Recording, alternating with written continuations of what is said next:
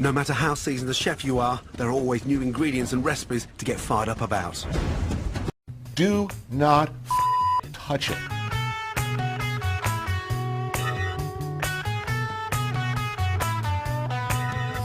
And here's maybe the most overlooked feature or factor in the success or failure of a steak, particularly a thick steak, but it's true of all meat.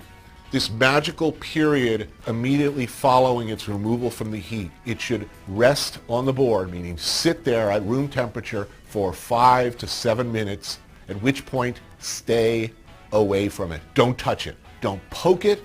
Don't slice it to look inside. I'm going to find a good hot sizzling either grill or pan, get a good crust and sear on the outside. You want to finish it either in the oven or all the way on the grill.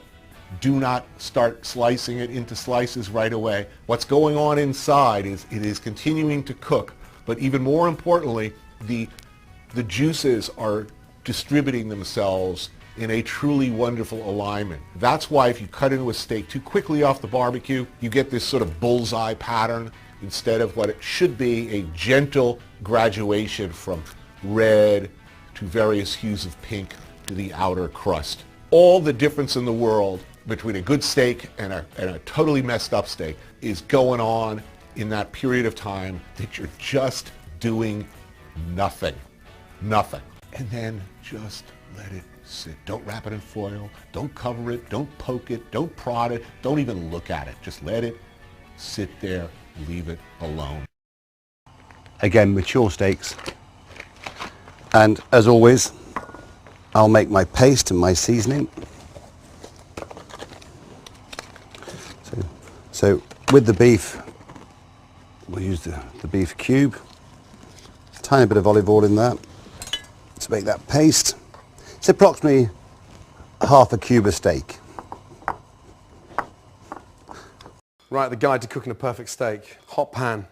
The secret here is to make sure that we literally sear the steak and not boil it. Season it first. Beautifully done. Get some nice large grains of pepper, so you got a nice bit of heat. Mop up all that seasoning and sort of push in. The four most important parts to make sure you take them out of the fridge 20 minutes before you actually start cooking them. Cooking a steak, that's... Just mix that in. And so what we're going to do is we're going to seal the steaks so they're pink, medium rare. I was taught years ago to season steaks with salt and pepper. And one day, my fascination for stock cubes, I thought, let's make a paste. And that's what I did. Stone cold in the centre, you're going to have to overcook it on the outside. Pan's just started smoking. Touch of oil in, roll that round, and then just lay the steaks away, always away from you, and let the pan do the work. I made a paste. I tried it. I seasoned one steak with salt and pepper, and one steak with the seasoning paste. And the seasoning paste works better every time. That's the kind of noise you want to hear in the pan every time. That nice sear. Again, pair of tongs. So we need a very hot pan to create that caramelization. So what we're going to do is seal the steaks, caramelize them, seal them on the plate.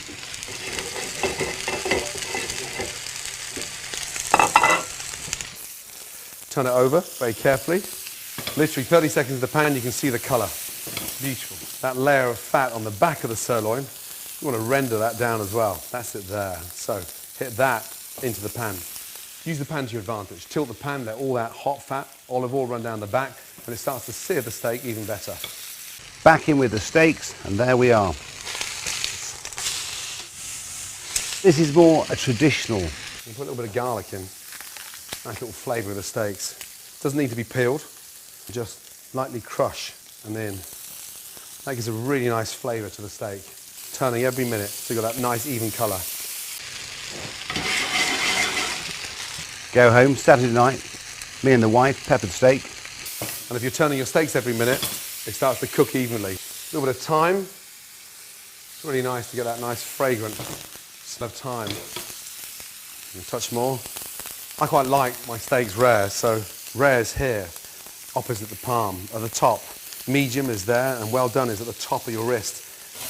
You glass with some Worcester sauce, bit of cream, and it's delicious. But little knobs of butter. And this is where the steak starts to take on a completely different flavour.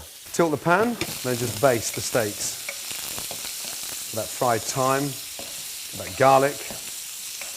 Nothing's burning, and that's why we started off with olive oil. And so we'll take these out. So there's our steaks.